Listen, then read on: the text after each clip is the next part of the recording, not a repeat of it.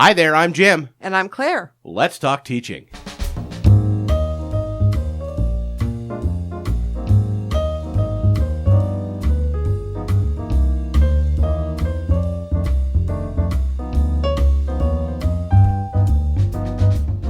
Welcome to Let's Talk Teaching, a podcast from the Center for Teaching, Learning, and Technology here at Illinois State University. I'm Jim G. Joining me today, once again, Dr. Claire LaMonica, our director. Hi, Claire. Hi, Jim. Hey, today we're going to be talking about something that has been around for about 30 years.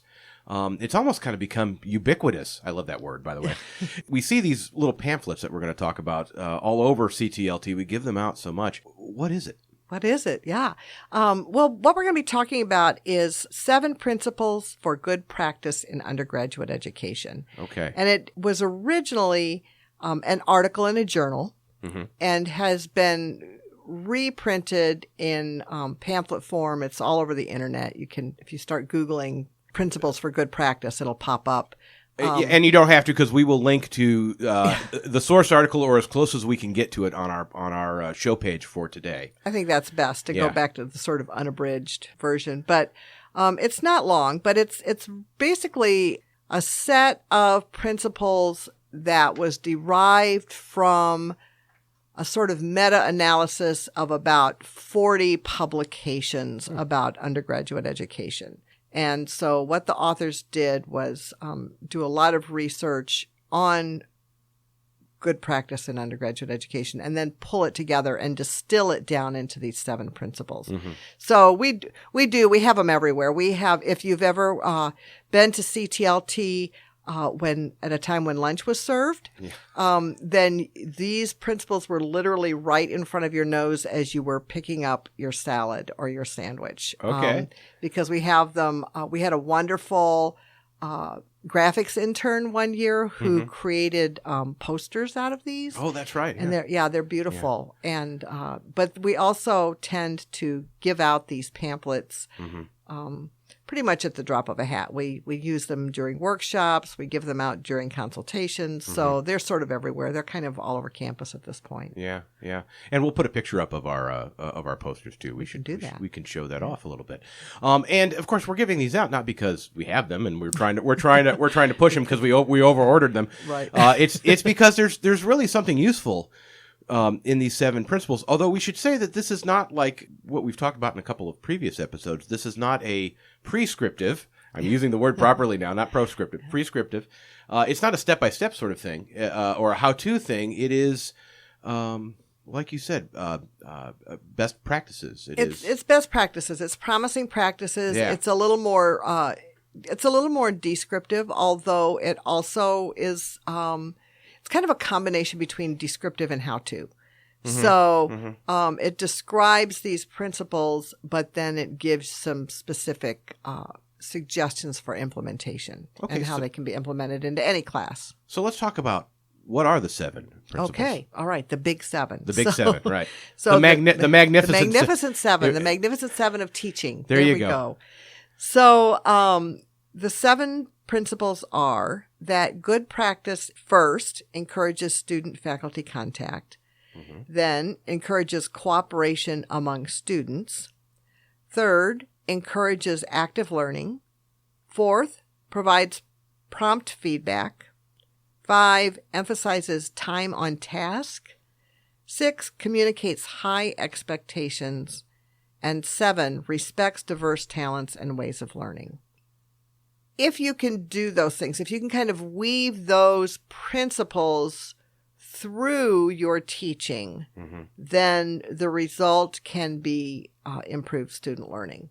But it's not like, you do one of them on Mondays and another one on Wednesdays. And, it's right. These are just, ongoing. They have to be sort of, they are principles. They are foundational. They sort of underlie your pedagogy. Why don't we highlight kind of the important points about each one, and I think we can focus a little bit more in depth on some of them today, and then maybe down the road we'll single out a few of them because again these are kind of woven into all of what we do as teachers. I think just sort of an overview. When I think the interesting thing about thinking about student-faculty contact is that we tend to think of our contact with students being primarily in the classroom. But this principle encourages us to extend that contact beyond the classroom. So meeting students for office hours, attending, for example, meetings of student RSOs that are tied to our discipline. So, not necessarily being an advisor, but engaging in the activities that some of those offer.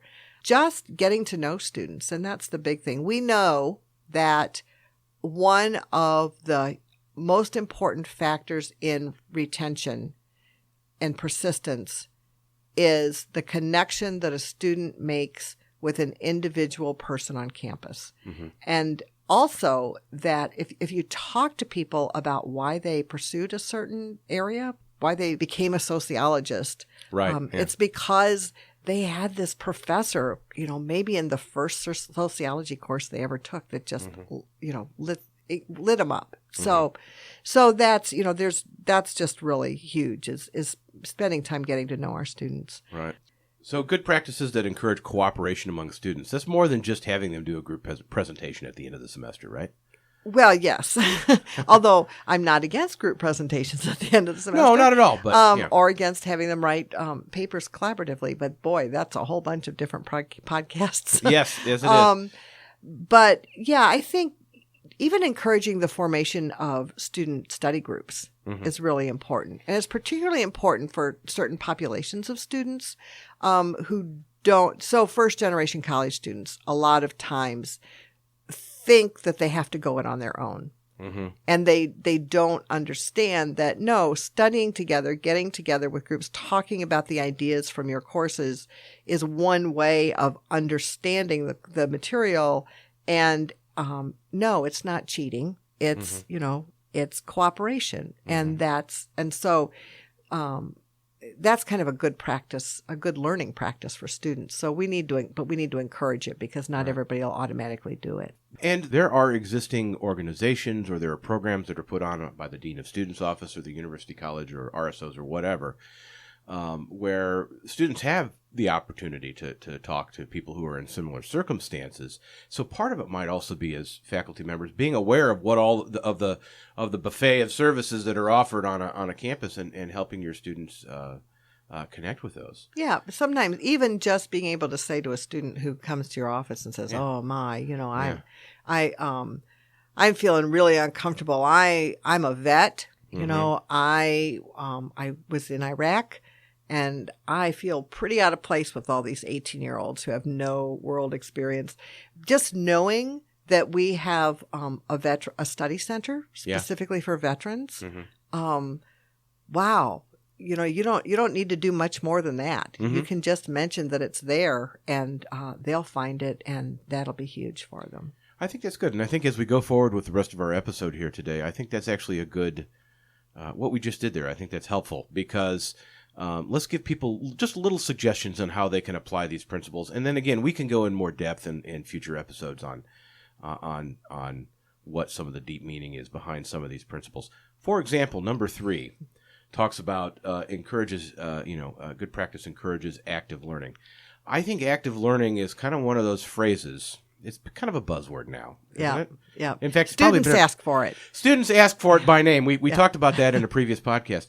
And I've had, we need to do more active learning. Okay. Do you really know what that means? I guess part of it is really understanding what active learning is. Can you give me the elevator explanation, the elevator speech on active learning? Yeah. So the elevator speech on active learning is that active learning has 3 components: information and ideas, experiences, and reflection.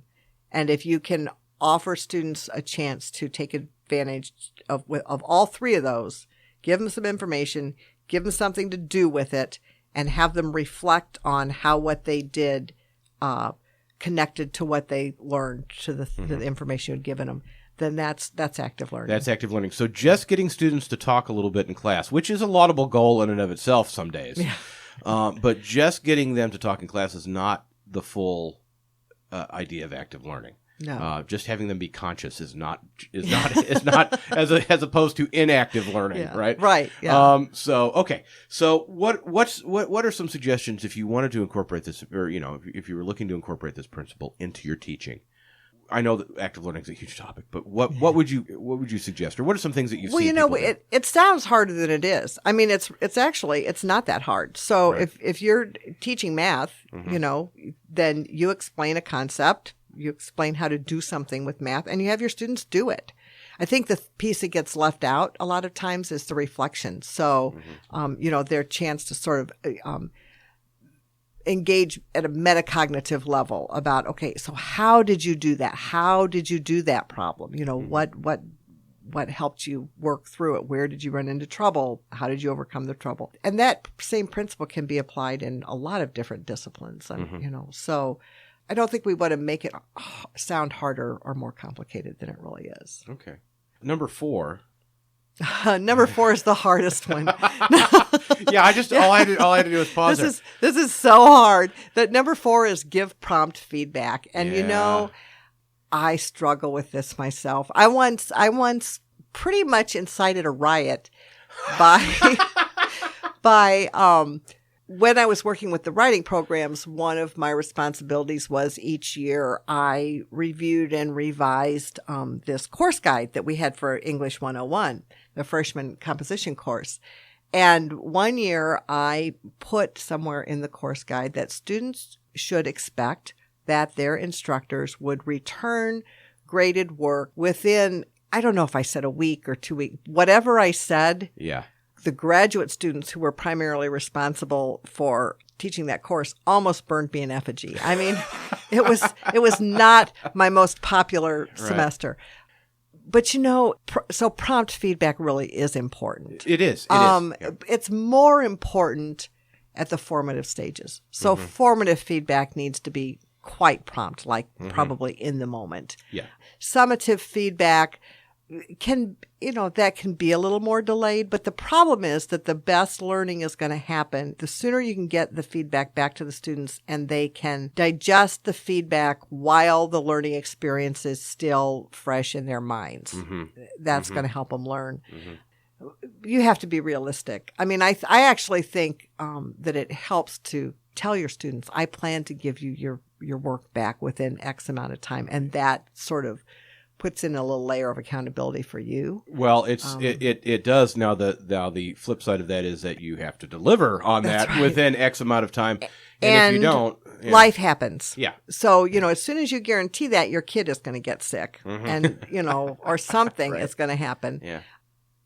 But that's not a bad reminder either.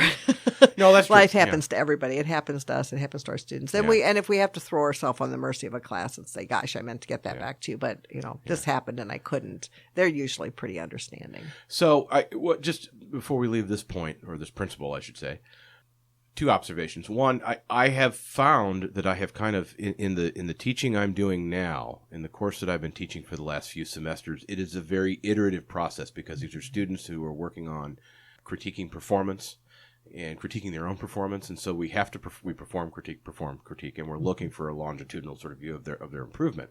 So that's forced me to actually give them my feedback, because as soon as they give their feedback, then I release my feedback so that we're not, And what you said was just really important, and I should have said that up front. Prompt feedback is not the same as instructor feedback. Right. It doesn't have not all feedback has to come from the instructor. Peer feedback is quite valuable, and also feedback doesn't have to be written. So especially in this day and age, there's so many ways you can record your voice on your phone, right?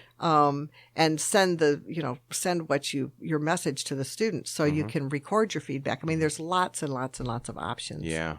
And ways to speed it up. Yeah. I think the other thought about prompt feedback is that if you find that you're constantly struggling with prompt feedback, that's a good something to come talk to us here at CTLT about. And in general, you may want to look at how you're structuring the assignments, because occasionally I will talk to faculty members, and I did this myself, where I would have these mega assignments that are very complex and multi-part, and they could very easily be broken up into easily digestible pieces, easily workable pieces, so they can get a little bit of feedback as they begin the second part. Right. So good practice emphasizes time on task. What does time on task mean? This is really interesting. This is time actually engaged in learning. Okay. So, and this really is very interesting to me. So a number of years ago, there was a study that came out that said students learn better in online courses. And everybody just went nuts. It was like, oh my gosh, it was heresy. You know, it can't be true. It can't be, tell me it's not so.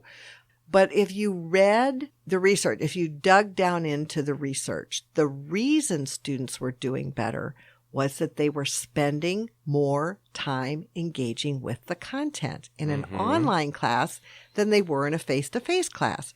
Because in an online class, the content was available 24/7.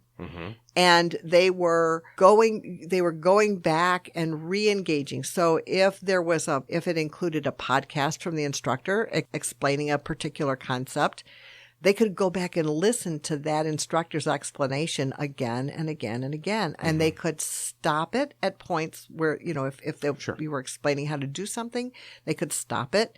They could work on it. Then they could, you know, rewind it, or, you know, I know rewind that's not the right term. But anyway, it wasn't that online learning was more effective. It was that spending time with the content was more effective. I see. Okay. So it was quite misleading the way that research was sort of put out there. But so the key is to get students to help them engage with the content of your face-to-face course, perhaps in iterative ways as well. So, okay. And so what are some examples on how you could do that if you're teaching a face-to-face course? I don't accept the first draft that students write. You know, I might collect the first draft that students write. I very likely do. And then we workshop it. You know, we talk in class about it, or they share it with a partner or whatever. But the whole idea of the first draft is that it's a first draft, and I expect that there will be further iterations of that draft. And in fact, they're required to produce further iterations. So they're required to go back and do a second draft and a third draft. And some of them do. Well, some of them get just nuts and do, you know, 5 and 6 drafts. Right. Yeah. That's okay. That's not the norm. Those were people who were going to be English teachers when they graduate. But just building that into the course, they would spend an extended amount of time working on something. So it is not just going to the student and saying, spend more time reading this. Right.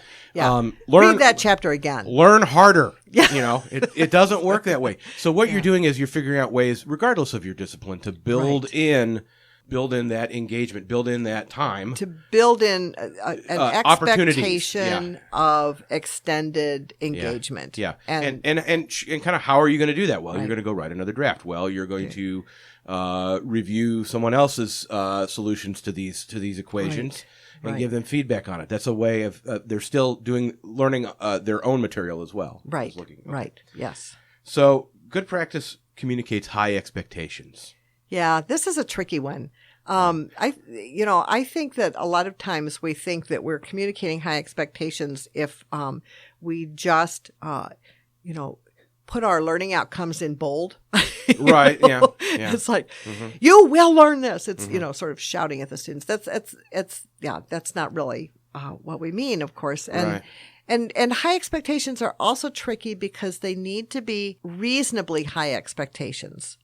So we need to know what it's reasonable to expect of the students in a given learning situation. Is there a prerequisite for this course? Have they all taken the prerequisite? Reasonable expectations that are not easily accomplished. And, I went to this conference a few weekends ago in Atlanta, the Teaching Professor Technology Conference. And one of the keynote speakers had a presentation with a great title. And he had some really good points. It was called The Illusion of Rigor.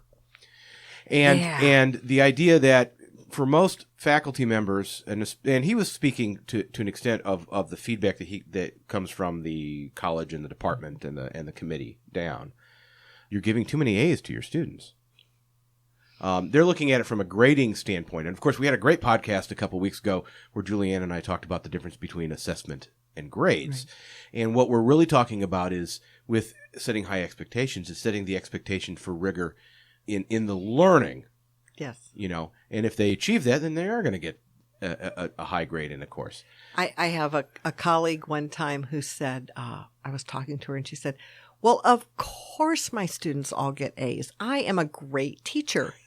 And I was like, okay. Yeah. Well, that rocks, you know? And if they are going through the steps and doing that, I mean, students in some of my courses, most students who get unsatisfactory grades are ones who have not done the reiterative nature of the work. They haven't, because again, I don't always accept the first one. They haven't emphasized time on task. Well, that's exactly so. And I think that's a good point too. With these 7 principles, we are probably all doing some of these things. Oh, we're all probably doing most of these things, them, but we're not. But we haven't labeled it as such. Right. And so this is a good way of having that sort of framework. Right. Good practice respects diverse talents and ways of learning.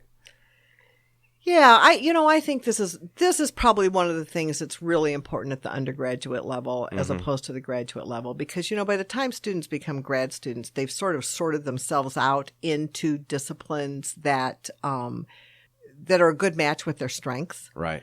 But undergraduates are taking, they're at a buffet. They're getting a little bit of everything, and so a student whose main strength is speaking and writing, talking, whatever, might struggle in a class. I got a C in bowling. You got a C in bowling? I did. I got a C in bowling. You heard it here first, folks. Yeah. There's an explanation for that, but we don't need to go into it right now. Yeah. It all had to do with the grading. Okay.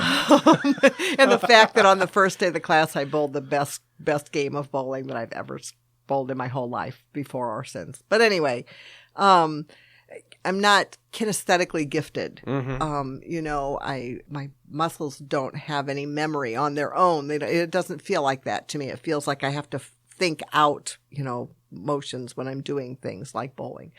And I'm probably overthinking. I actually just read some really interesting research on all that, which we won't go into right now. But anyway, just remembering that our students have different strengths. They come into our classrooms with different strengths, and finding ways to not letting them off the hook. When I teach writing, I don't tell my artistically gifted students, oh, you can just draw pictures. Sure. We'll do pictographs. Sure. Yeah. But I often encourage them to draw as a pre-writing activity. And in fact, I have all my students, some days we get up and we go on walks as a pre-writing activity, or as a revision activity, or a peer response activity. I try to come at writing from a lot of different directions, so that they can find an entry into my discipline through their own area of strength. Well, Claire, that's an awful lot for our probably closer to 25-minute podcast at this point. So we'll take some time in future episodes to kind of suss out these ideas a little bit more. And of course, as we said, these are principles that are kind of, if not universal to our teaching, they are certainly foundational to our teaching. So we're probably doing a lot of these, but it's helpful to recognize, right. That we are. Yeah, and sometimes to recognize what we are doing. And just give it a try. And give it a try. So, all right. Well, Claire, thank you again. Thank you. And that's all the time we have for this week's episode of Let's Talk Teaching. You can find out more about our podcast by going to our website at ctlt.illinoisstate.edu. Just click on the podcast link, which is in the upper right of the page. You can find notes on today's show, and you can find out how to subscribe. For Claire LaMonica and everyone here at CTLT, happy teaching.